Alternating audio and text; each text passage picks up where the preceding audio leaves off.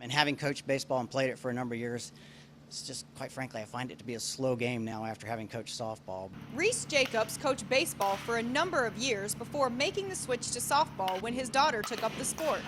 That led me into coaching. Really enjoyed it. Actually enjoyed coaching softball more than baseball. Enjoyed working with the girls more than I did the boys. The girls just seemed to listen more at that age. So that's how Reese got into the softball scene, and he stuck with it. Now he's heading up Team Georgia Softball Academy.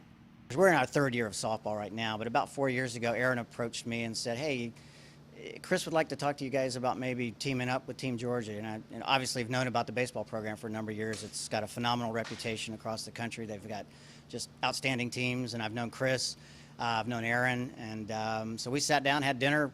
It used to be a pizza restaurant right down the road here. We had dinner one night and just all kind of came together. TGSA started with 4 teams in the fall of 2011.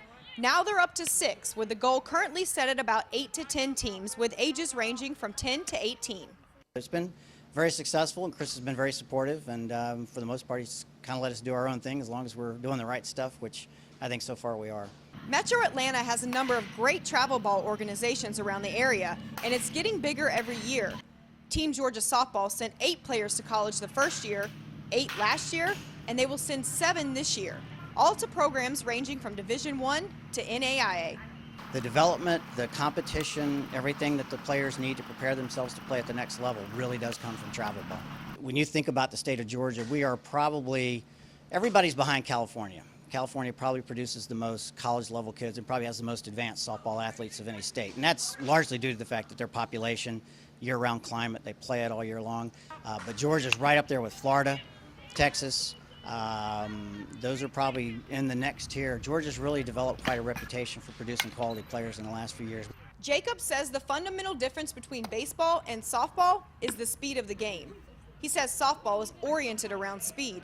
60-foot base pass, the pitchers are working from 43 feet, and at the higher levels, they're throwing at 60 to 70 miles an hour. The reaction time you have to be able to hit those pitches is just phenomenal. We've got players that can go from home to first in 2.7 seconds, which is just an incredible, speed. And you think about a ball hit and the reaction time that a player has to have and the strength of the arm to be able to throw out a runner like that. So it's a very intense, very fast game. The goal every year in travel softball is to make it to ASA Nationals. To do that, your team has to be one of the top teams in the state. TGSA is making a habit of getting there every year. That's a wrap on our B2C Prime Spotlight with Team Georgia Softball Academy.